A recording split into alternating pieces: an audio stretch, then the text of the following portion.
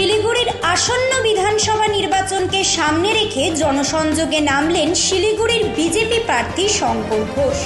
শনিবার সকালে শিলিগুড়ির পৌরসভার 10 নম্বর ওয়ার্ডের অন্তর্গত সূর্য সেন পার্কে গিয়ে সাধারণ মানুষের সঙ্গে কথা বলেন তিনি। এদিন সকালে পার্কের প্রাতঃভ্রমণে আসা মানুষদের সঙ্গে সৌজন্য বিনিময় করেন শঙ্কর ঘোষ। পাশাপাশি তাদের বিভিন্ন সমস্যা ও দাবি দাওয়াও শোনেন।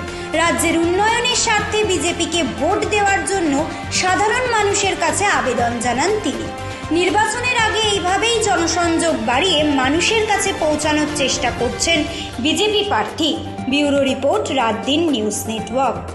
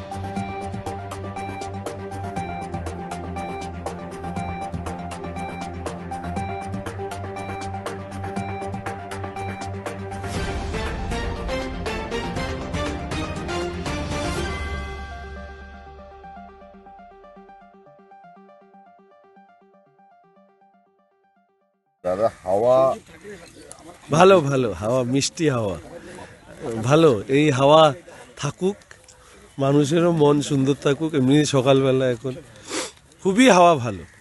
এই হাওয়া কি অনেকের চিন্তার কারণ হয়ে যাচ্ছে? দেখুন, আমি বলবো যে উপভোগ করুন। নির্বাচনে হার জিত এসব থাকবেই। ফলে এই মুহূর্তে পশ্চিমবঙ্গের মানুষের যে মেজাজ, সেই মেজাজ হচ্ছে পরিবর্তনের মেজাজ।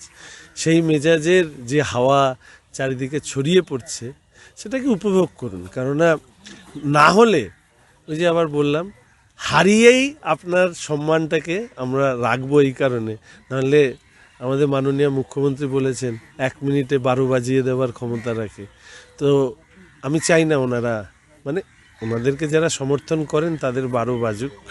তো সেই জন্যই আমরা এই শক্তিকে পরাজিত করে এই সুন্দর হাওয়ায় পশ্চিমবঙ্গের মানুষ যাতে বেঁচে থাকতে পারে, উন্নতি করতে পারে, এগিয়ে যেতে পারে, সেটা নিশ্চিত করব। সাইলেন্ট ভোটার প্রচুর, এবার কিসের লক্ষণ শঙ্কর দা? ঝড়ের লক্ষণ। এবং যারা ভাবছেন যে ফোন করে থ্রেট করলেই সব কিছু ঠিক হয়ে যাবে, ভুল করছেন। ভালোবাসার বিকল্প কখনো ভয় হতে পারে না। তো ভয় দেখিয়ে কোনো কিছু হবে না। ভোটাররা যথেষ্ট সচেতন, তারা সিদ্ধান্ত নিয়ে ফেলেছেন। এখন সব দলই যাবে রাজনৈতিকভাবে প্রচার করতে, এটার মধ্যে অন্যায় না। কিন্তু আমার ব্যক্তিগত ধারণা, ভোটারদের সিদ্ধান্ত তারা ইতিমধ্যে গ্রহণ করেছেন। মানুষের মেজাজ রাজ্যে সরকার পরিবর্তনে, নতুন সরকার আনবার। নতুন বাংলা বছরের আমরা পয়লা বৈশাখও খুব ভালো করে উদযাপন করব। ঘটনাচক্রে এই 15 বছরটাকে আমি অধঃপতনের ইতিহাস হিসেবেই দেখেছি, অনুন্নয়নের পাঁচালী নয়, উপন্যাস হিসেবে দেখেছি।